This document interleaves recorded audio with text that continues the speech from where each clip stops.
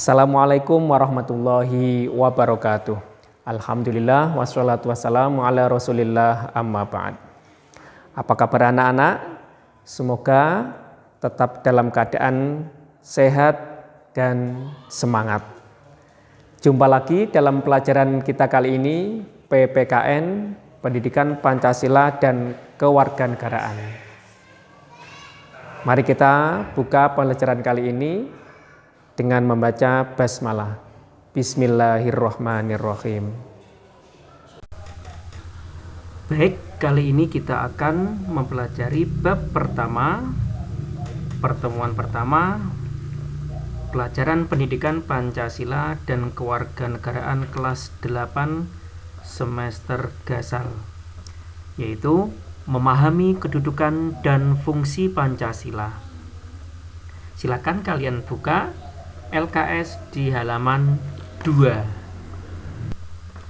Setelah mempelajari ini, diharapkan kalian mampu menjelaskan sejarah lahirnya Pancasila dan mampu menjelaskan arti kedudukan dan fungsi Pancasila. Kira-kira apa yang akan kita pelajari kali ini? Ya, yang pertama, sejarah lahirnya Pancasila, dan yang kedua, kedudukan dan fungsi Pancasila. Pada tanggal 29 Mei 1945, BPUPKI atau Badan Penyelidik Persiapan Kemerdekaan Indonesia mengadakan sidang yang pertama kali. Pada sidang tersebut, BPUPKI membentuk panitia kecil yang beranggotakan 9 orang atau disebut panitia 9 yang ditugaskan untuk merumuskan kembali Pancasila sebagai dasar negara. Pada tanggal 29 Mei 1945, Profesor Muhammad Yamin berpidato mengemukakan gagasan mengenai rumusan 5 asas dasar negara Republik Indonesia, yaitu 1. Peri kebangsaan, 2. Peri kemanusiaan, 3. Peri ketuhanan, 4. Peri kerakyatan, dan 5. Kesejahteraan rakyat. Inilah rumusan dasar yang diusulkan oleh Profesor Muhammad Yamin. Kemudian pada hari berikutnya, sidang tanggal 31 Mei 1945, Profesor Dr. Supomo berpidato mengemukakan gagasan mengenai rumusan 5 prinsip dasar negara Republik Indonesia yang beliau namakan Dasar Negara Indonesia Merdeka. Apa saja? Yang pertama, persatuan. Yang kedua, kekeluargaan. 3. Mufakat dan demokrasi. 4. Musyawarah. Dan 5. Keadilan sosial. Inilah rumusan 5 prinsip dasar negara yang diusulkan oleh Profesor Dr. Supomo. Kemudian pada tanggal 1 Juni 1945, Insinyur Soekarno berpidato mengemukakan gagasan mengenai rumusan 5 sila dasar negara Republik Indonesia yang beliau namakan Pancasila, yaitu apa saja? Yang pertama, kebangsaan Indonesia. Sebelah kanannya yang kedua, internasionalisme dan peri kemanusiaan. Yang ketiga, mufakat atau demokrasi. Yang keempat, kesejahteraan sosial. Dan yang kelima, ketuhanan yang Maha Esa. Itulah gagasan mengenai rumusan 5 sila dasar negara Indonesia yang dikemukakan oleh Insinyur Soekarno. Nah, dari penjelasan tadi, silakan kalian jawab pertanyaan berikut ini. Yang pertama, berikut yang bukan gagasan mengenai rumusan 5 dasar negara Indonesia yang diusulkan oleh Insinyur Soekarno adalah: A. Kebangsaan Indonesia, B. Internasionalisme dan perikemanusiaan, C. Mufakat atau demokrasi, D. Persatuan Indonesia. Selanjutnya, pada tanggal 18 Agustus 1945, dalam sidang PPKI, Panitia Persiapan Kemerdekaan Indonesia, disingkat PPKI, Panitia 9 menyampaikan hasil kerja mereka kepada semua anggota sidang PPKI tersebut. Hasil rumusan dari Panitia 9 tersebut disebut Piagam Jakarta. Setelah mengalami beberapa perubahan, hasilnya adalah sila dalam Pancasila, yaitu yang pertama, ketuhanan yang Maha Esa, 2. Kemanusiaan yang adil dan beradab, 3. Persatuan Indonesia, 4. Kerakyatan yang dipimpin oleh hikmah, kebijaksanaan dalam permusyawaratan, perwakilan, 5. Keadilan sosial bagi seluruh rakyat Indonesia. Baik, selanjutnya, Pancasila merupakan dasar negara Indonesia dan menjadi pembeda dengan negara-negara lain di dunia. Lalu, apa yang dimaksud Pancasila itu? Berikut pengertian Pancasila dari beberapa tokoh. Yang pertama, menurut Insinyur Soekarno, Pancasila adalah isi jiwa bangsa Indonesia yang turun-temurun sekian abad lamanya terpendam bisu oleh kebudayaan Barat. Barat ini yang dimaksud adalah negara-negara Eropa. Nah, itulah pengertian Pancasila menurut Insinyur Soekarno. Kita bergeser ke sebelah kanan. Pancasila menurut Noto Nagoro. Menurut beliau, Pancasila adalah dasar falsafah dan ideologi negara yang diharapkan menjadi pandangan hidup bangsa.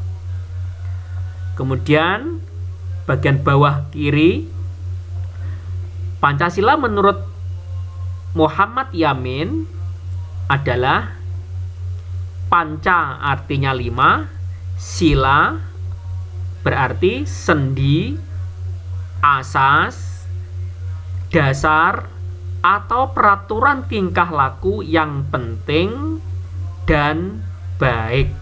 Nah, itulah Pancasila menurut Bapak Muhammad Yamin. Kemudian yang terakhir, Pancasila menurut Profesor Supomo. Bagaimana pengertiannya? Menurut beliau, Pancasila adalah asas negara dan filsafah bangsa Indonesia. Nilai-nilai tersebut diangkat dan dirumuskan dengan formal serta dijadikan dasar filsafat negara Indonesia.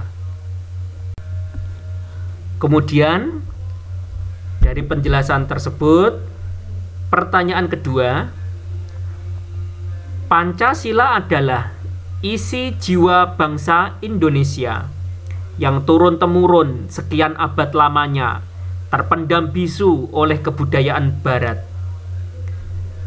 Pernyataan tersebut adalah arti Pancasila menurut A. Insinyur Soekarno, B. Noto Nagoro, C. Muhammad Yamin, D. Profesor Supomo. Selanjutnya kita akan membahas kedudukan dan fungsi Pancasila.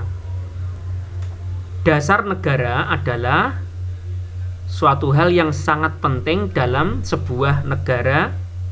Apabila negara tidak mempunyai dasar negara, maka negara tersebut tidak akan memiliki pedoman untuk menjalankan pemerintahan.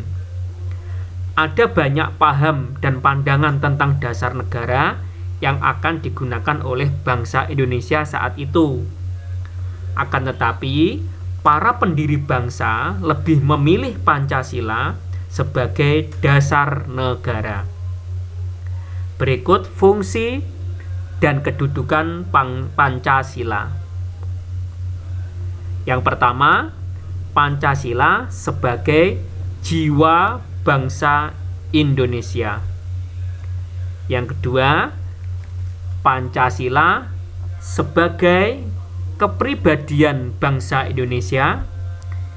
Yang ketiga, Pancasila sebagai sumber dari segala sumber hukum. Selanjutnya, kedudukan dan fungsi Pancasila berikutnya yaitu Pancasila sebagai moral pembangunan nasional, Pancasila sebagai cita-cita dan tujuan bangsa Indonesia. Selanjutnya, Pancasila sebagai perjanjian luhur. Dan terakhir, bahwa kedudukan dan fungsi Pancasila adalah Pancasila sebagai satu-satunya asas dalam kehidupan berbangsa dan bernegara. Nah, dari apa yang sudah kita pelajari tadi, coba kalian jawab pertanyaan ketiga. Pernyataan berikut yang bukan fungsi Pancasila adalah: A. Pancasila sebagai jiwa bangsa Indonesia, B. Pancasila sebagai kepribadian bangsa Indonesia, C. Pancasila sebagai sumber dari segala sumber hukum, D. Pancasila harus dibacakan saat upacara. Nah, kali ini kita pahami masing-masing kedudukan dan fungsi Pancasila yang sudah kita sebut satu persatu tadi. Yang pertama, bahwa Pancasila sebagai jiwa bangsa Indonesia. Artinya, bahwa semua kegiatan yang dilakukan oleh negara, baik pemerintah maupun masyarakat, harus sejiwa dengan nilai Pancasila. Apa contohnya? Bahwa masyarakat Indonesia harus beragama sesuai dengan agama yang diresmikan oleh negara. Jadi tidak boleh rakyat Indonesia tidak beragama, karena agama merupakan sila dari Pancasila, yaitu sila pertama, ketuhanan yang Maha Esa. Selanjutnya, kedudukan dan fungsi Pancasila yaitu Pancasila sebagai kepribadian bangsa Indonesia. Artinya, Pancasila sebagai kepribadian bangsa Indonesia artinya adalah bahwa Pancasila merupakan pencerminan dari jati diri bangsa Indonesia. Oleh karena itu, bangsa Indonesia harus menjadikan pengalaman Pancasila sebagai pedoman dalam kehidupan bermasyarakat dan bernegara. Contohnya, saling membantu, saling menolong antar sesama warga Indonesia tanpa melihat membeda-bedakan suku, agama, ras, dan antar golongan. Karena dalam Pancasila ada sila kemanusiaan yang adil dan beradab. Berikutnya, Pancasila sebagai cita-cita dan tujuan bangsa Indonesia. Artinya apa? Bahwa sila dalam Pancasila mengandung tujuan dan cita-cita bangsa yang harus diwujudkan oleh pemerintah yang memimpin negara ini. Apa cita-cita bangsa? Diantaranya adalah mencerdaskan kehidupan bangsa. Jadi semua anak-anak Indonesia harus mengenyam atau mendapatkan pendidikan, karena itu adalah diantara cita-cita bangsa Indonesia. Maka harus semuanya mendapatkan pendidikan. Nah, dari pembahasan atau penjelasan tadi, sekarang pertanyaan yang keempat, silakan kalian jawab, yaitu pertanyaannya, sila dalam Pancasila mengandung tujuan dan cita-cita bangsa yang harus diwujudkan oleh pemerintah yang memimpin. Pernyataan tersebut adalah kedudukan dan fungsi Pancasila sebagai A. Jiwa bangsa Indonesia, B. Kepribadian bangsa Indonesia, C. Cita-cita dan tujuan bangsa Indonesia, D. Sumber dari segala sumber hukum.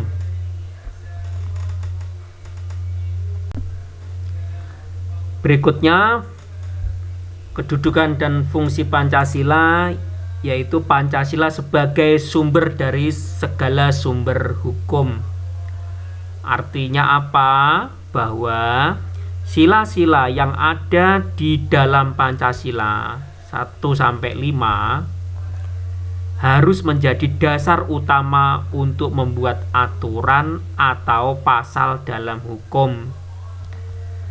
Contoh, hukuman orang yang melanggar hukum di Indonesia maka harus adil, karena di dalam Pancasila ada bunyi keadilan sosial bagi seluruh rakyat Indonesia. Tidak boleh pilih-pilih hukuman antara orang yang kaya maupun orang yang miskin, seharusnya sama. Antara orang pejabat maupun rakyat harusnya sama. Tidak boleh tidak adil, karena ketidakadilan bertentangan dengan Pancasila, yaitu sila ke-5. Nah, sekarang pertanyaan terakhir. Semua yang dilakukan oleh negara, baik pemerintah maupun masyarakat, harus sejiwa dengan nilai Pancasila. Adalah makna Pancasila sebagai A. Sebagai jiwa bangsa Indonesia, B. Sebagai kepribadian bangsa Indonesia, C. Sebagai sumber dari segala sumber hukum, D. Sebagai cita-cita bangsa Indonesia. Baik, semua pertanyaan-pertanyaan yang ada di dalam video tadi silakan kalian jawab di jawaban yang telah disediakan. Tetap belajar, jaga kesehatan, dan kita akhiri pembelajaran kita kali ini dengan membaca hamdalah. Alhamdulillahirabbil alamin. Assalamualaikum warahmatullahi wabarakatuh.